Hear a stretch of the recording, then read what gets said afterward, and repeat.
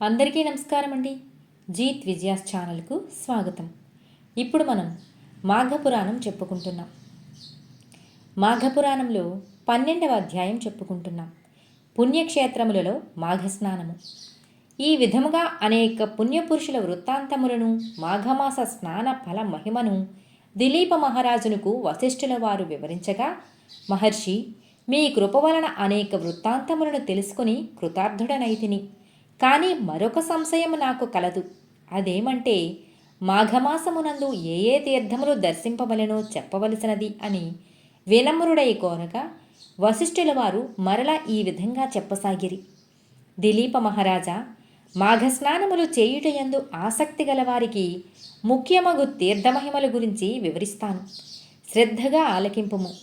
మాఘమాసంలో నదీ స్నానం ముఖ్యమైనది. మాఘస్నానము చేయక తీర్థములు సేవించినా చాలును అని అనుకొనుట అవివేకమే కాగలదు. ఎందుకనగా మాఘమాసంలో ఏ నదిలోని నీరైనను గంగనీటితో సమానము. అందుచేత మాఘమాసంలో నదీ స్నానం సర్వ పాపహరమైనది, ఆవశ్యకమైనది కూడా. అదేవిధంగా ప్రయాగ అతి ముఖ్యమైన క్షేత్రం. ఈ భరతఖండములో అతి ప్రధానమైన గంగానది సముద్రంలో కలియుచోట మాఘస్నానము చేసిన వారికి 7 జన్మలలోని పాపములు కూడా హరించును. మాఘమాసంలో నదీ స్నానంతో పాటు విష్ణు దేవాలయములు, మహేశ్వరాలయములు మొదలగు 360 పుణ్యక్షేత్రములు దర్శించిన ఎడల గొప్ప ఫలం కలుగుటయే కాక మరలా జన్మ అనేదే ఉండదు. ఇంకను త్రయంబకము అను ఒక ముఖ్యమైన క్షేత్రం కలదు. అది పడమటి కనుమల దగ్గర ఉన్నది. అచటనే పవిత్ర గోదావరి నది జన్మించినది. గౌతముడు తన గోహత్యా దోషమును పోగొట్టుకొనుటకు ఈశ్వరుని గురించి గొప్ప తపస్సు చేసి గోదావరిని గోహత్య జరిగిన ప్రాంతమునకు ప్రవహింపజేసినాడు. అంతేకాక మాఘమాసంలో గోదావరి నదిలో స్నానం చేసిన సకల పాపములు తక్షణమే హరించిపోవుటయే కాక ఇహమందు పరమందు కూడా సుఖపడుదురు. గౌతమీ నదిలో మరికొన్ని ప్రసిద్ధములకు ఉపనదులు కూడా కలిసి తమ తమ స్నేహ సౌభ్రాతృత్వమును చాటుచున్నవి. అట్లే పరంతప అను ఉపనది ప్రవహించే చోట కూడా శివుడు లింగాకారముగా వెలసి ఉన్నాడు. దానికి ఆవలగా ప్రభావం అను క్షేత్రం కలదు. ఆ క్షేత్రం బ్రహ్మహత్యా పాపములను సహితం పోగొట్టగలదు. ఇందుకొక ఇతివృత్తము కలదు, సావధానుడవై ఆలకింపుము అని చెప్పెను. విష్ణుమూర్తి నాభికమలమున పుట్టిన బ్రహ్మకు ఈశ్వరునికి 5 తలలు ఉండేవి. ఈశ్వరునకు పంచవక్త్రుడు, త్రినేత్రుడు అనే పేర్లు కూడా కలవు కదా. బ్రహ్మదేవుడు నాకు 5 తలలున్నవి, నేనే గొప్పవాడిని అని అనగా, నాకు 5 తలలున్నవి, నేనే గొప్పవాడను అని శివుడు కూడా వాదించాడు. ఇద్దరూ గర్వముతో వ్యవహరించినందున చిలికి చిలికి గాలివానవలే వారిద్దరి మధ్య కలహము పెద్దదయ్యింది. చివరకు ఇద్దరూ యుద్ధము చేయగా శివుడు బ్రహ్మ యొక్క 5వ తలను నరికివేశాడు. వెంటనే శివునకు బ్రహ్మహత్యా పాతకము చుట్టుకున్నది. శివుడు భయపడి నరికిన బ్రహ్మతలను చేతితో పట్టుకుని ముల్లోకాలు తిరుగుచుండగా క్రమంగా చేతిలో ఉన్న బ్రహ్మతల ఎండిపోయి పుర్రెగా అయినది. ఈశ్వరుడు ఆ పుర్రెతోనే భిక్షం అడుగుచూ భూలోకానికి వచ్చాడు. ఈశ్వరుడు సహజంగా అందమైనవాడు. అతడు భిక్షాటనకు వచ్చి భిక్షాందేహి అని అనగా గృహిణులు భిక్ష పట్టుకొని గుమ్మమ్మ వద్దకు రాగా శివుని అందమైన ఆకారము చూచి మోహితులై భిక్ష వేసి శివుని వెంట పోవుచుండేవారు. ఈ విచిత్రమును మునీశ్వర్లు చూచి కోపం కలవారై తమ భార్యలు శివుని వెంట పోవుట సహించలేక ఈతనికి పురుషత్వము నశించుగాక అని శపించినారు. ఈశ్వరుడు చేసేది లేక జారి క్రింద పడిపోయిన ఆ లింగమునందే ఐక్యమైపోయాడు. ఆ విధంగా శివుడు లింగాకారంగా మారినందువలన ఎనలేని తేజస్సుతో ఆ లింగము ప్రకాశిస్తూ కోటి సూర్యుల తేజస్సును కలిగి ప్రళయం సంభవించునా అన్నట్లు భయంకరంగా ఉన్నది. అప్పుడు బ్రహ్మ విష్ణువులు ప్రయాగక్షేత్రంలోని శివుని వద్దకు వచ్చి అతనిని ఓదార్చి వెళ్ళిపోయినారు. అచ్చటనే శివునికున్న బ్రహ్మహత్యాది పాపములు కూడా మాసిపోయినవి. ఆ విధంగా భూలోకమునకు వచ్చిన శివుడు అప్పటి నుండి లింగాకారంగా మారినందున భక్తులు ఆ శివలింగమునే పూజించి శివ సాన్నిధ్యము పొందుచుండిరి. 12వ అధ్యాయము సమాప్తము. మాఘపురాణంలో 13వ అధ్యాయము శివుడు పార్వతికి మాఘమాస మహాత్మ్యమును చెప్పుట.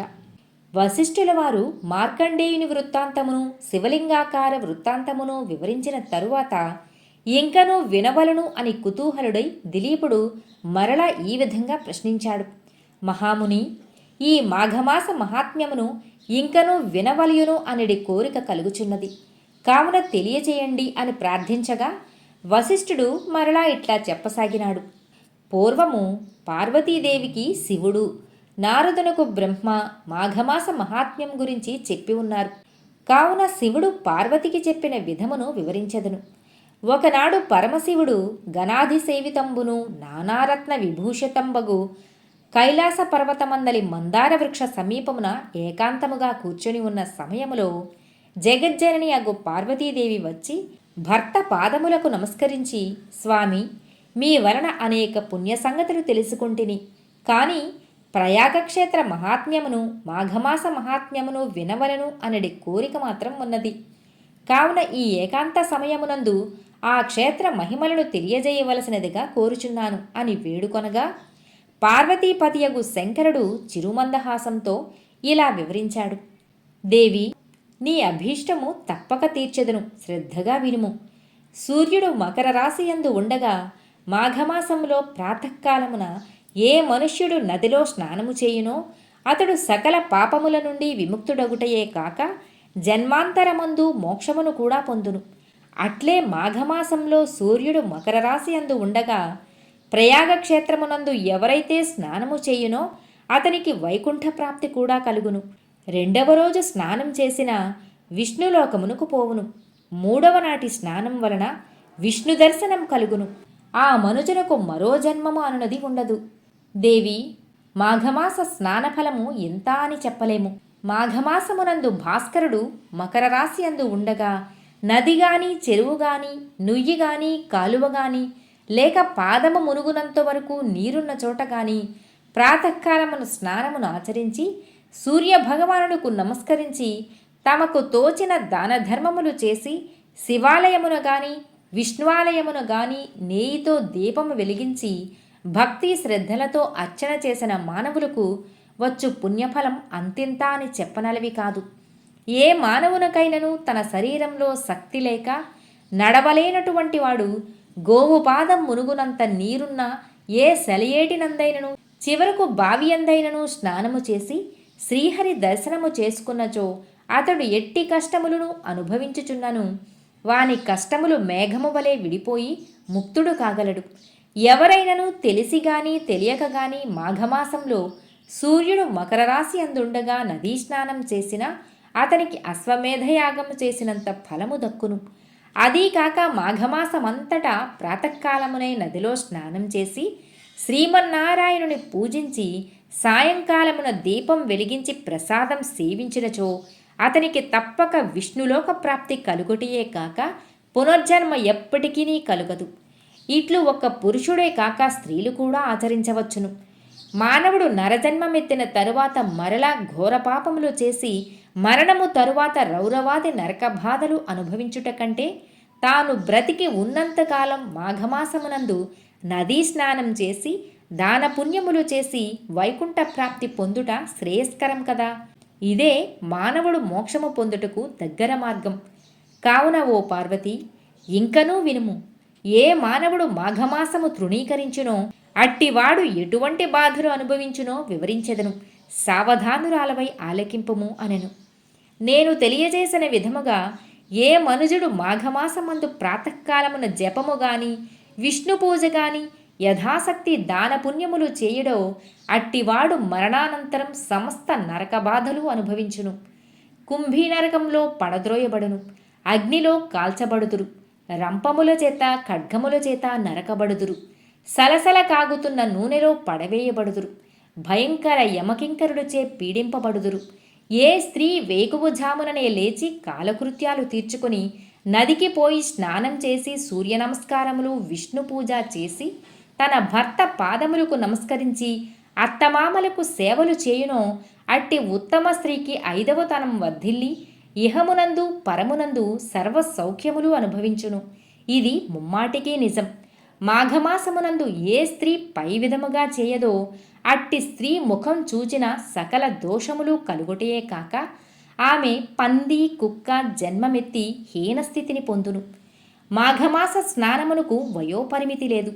బాలుడైనను యువకుడైనను వృద్ధుడైనను స్త్రీ అయినను బాలికి అయినను యవ్వనవతి అయినను మాఘస్నానమును చేయవచ్చును. ఈ మాసమంతయు నిష్ఠతో ఉండిన కోటి యజ్ఞములు చేసినంత పుణ్యం కలుగును. ఇది అందరికీ శ్రేయోదాయకమైనది. ఓ పార్వతి, దుష్టులలో స్నానం చేసిన వారు, బ్రహ్మహత్యాది పాపములు చేసినవారు, సువర్ణము దొంగిలించినవారు, గురు భార్యతో సంభోగించువారు, మద్యము త్రాగి పరస్త్రీలతో క్రీడించువారు, జీవహింసలు చేయువారు, మాఘమాసంలో నదీ స్నానం చేసి విష్ణువును పూజించిన ఎడల వారి యొక్క అన్ని పాపములు నశించుటయే కాక జన్మాంతరమును వైకుంఠ ప్రాప్తి కూడా కలుగును. దేవి, ఇంకనూ మాఘమాస స్నాన మహాత్మ్యమును వివరించెదను. తెలిసి పాపములు చేయువాడును, క్రూరకర్మలు ఆచరించువాడును, సిగ్గు విడిచి తిరుగువాడును, బ్రాహ్మణ దూషకుడు మొదలగువారు మాఘమాసంలో ఉదయమే నదికి వెళ్ళి స్నానం చేసిన ఎడల వారు చేసిన పాపములన్నీ నాశనమగును. మాఘమాస స్నానమును ప్రాతకాలముననే చేయవలెను. ఈ విధంగా చేసినచో సత్ఫలితం కలుగును. ఏ మానవుడు భక్తి శ్రద్ధలతో మాఘమాసం మొదటి నుండి చివరి వరకు స్నానమును చేసేదనని సంకల్పించునో అటువంటి మానవులకున్న పాపములన్నీ తొలగిపోయి ఎటువంటి దోషములు లేక పరిసిద్ధుడగును. అతడు పరమపదము చేరుటకు అర్హుడు కాగలడు. సాంభవి, 12 మాసములలో మాఘమాసము మిక్కిలి ప్రశస్తమైనది. సకల దేవతలలో శ్రీమన్నారాయణుడు ముఖ్యుడు. అన్ని శాస్త్రములలో వేదము ప్రధానమైనది. అన్ని జాతులలో బ్రాహ్మణుడు అధికుడు. అన్ని పర్వతాలలో మేరు పర్వతం గొప్పది. అదేవిధంగా అన్ని మాసములలో మాఘమాసం శ్రేష్టమైన దగుటచే ఆ మాసమునందు ఆచరించే ఏ స్వల్ప కార్యమైనను గొప్ప ఫలితాన్ని కలిగిస్తుంది. చలిగా ఉన్నదని స్నానం చేయని మనుష్యుడు తనకు లభించబోవు పుణ్యఫలాన్ని కాలితో తన్నుకున్నట్లే అగును. వృద్ధులు జబ్బుగా ఉన్నవారు చలిలో చన్నీళ్లలో స్నానం చేయలేరు కావున అట్టివారికి ఎండుకట్టెలు తెచ్చి అగ్నిని రాజేసి వారిని చలి కాకనిచ్చిన తరువాత స్నానం చేయించిన ఎడల ఆ స్నాన ఫలం పొందగలరు. అదియును కాక చలి కాగిన వారు స్నానం చేసి శ్రీహరిని దర్శించిన పిదప అగ్నిదేవునికి సూర్యభగవానుడికి నమస్కరించి నైవేద్యం పెట్టవలను. మాఘమాసంలో శుచి అయి ఒక బీద బ్రాహ్మణుడికి వస్త్రదానము చేసిన ఎడల మంచి ఫలితము కలుగును. ఆ విధంగా ఆచరించిన వారిని చూసి ఏ మనుష్యుడైనను అపహాస్యంగా చూచినను లేక అడ్డు తగిలినను మహాపాపములు సంభవించగలవు. మాఘమాసం ప్రారంభం కాగానే వృద్ధులకు తండ్రిని తల్లిని తన భార్యను లేక కుటుంబ సభ్యులందరినీ మాఘస్నానము చేయుటకు ప్రోత్సహించిన వానికి కూడా మాఘమాస ఫలితం తప్పక కలుగును. ఆ విధంగానే బ్రాహ్మణుని గాని వైశ్యుని గాని క్షత్రియుని గాని శూద్రుని గాని మాఘమాస స్నానం చేయమని చెప్పిన ఎడల ఆ వ్యక్తి పుణ్యలోకం వెళ్ళుటకు ఏ అడ్డంకులో ఉండవు. నడుచుటకు ఓపిక లేనివారు మాఘమాసంలో కాళ్ళు చేతులు ముఖము కడుగుకొని తలపై నీళ్లు జల్లుకొని సూర్య నమస్కారములు చేసి మాఘపురాణమును చదవటం కానీ వినుట కానీ చేసిన ఎడల జన్మాంతరమున విష్ణు సాన్నిధ్యమును పొందును. పాపములు దరిద్రము నశింపవలయును అన్న మాఘస్నానం కన్నా మరొక పుణ్యకార్యం ఏదియునూ లేదు. మాఘస్నానమున కలుగు ఫలితము ఎటువంటిది అనగా 100 అశ్వమేధయాగములు చేసి బ్రాహ్మణులకు దక్షిణలు ఇచ్చిన ఎంతటి పుణ్యము కలుగునో మాఘమాస స్నానము అంతటి పుణ్యము కలుగును. బ్రాహ్మణ హత్య పితృహత్య మహాపాపములు చేసిన వారు కూడా మాఘమాసమంతయు కడు నిష్ఠతో ఉన్నచో రౌరవాది నరకముల నుండి విముక్తుడగును. కనుక ఓ పార్వతి, మాఘమాస స్నానము వలన ఎట్టి ఫలితము కలుగునో వివరించి తిని, కావున నే చెప్పిన విధంగా ఇలా ఆచరించండి అని శివుడు పార్వతితో పలికెను. మాఘపురాణం 13వ అధ్యాయం సమాప్తం.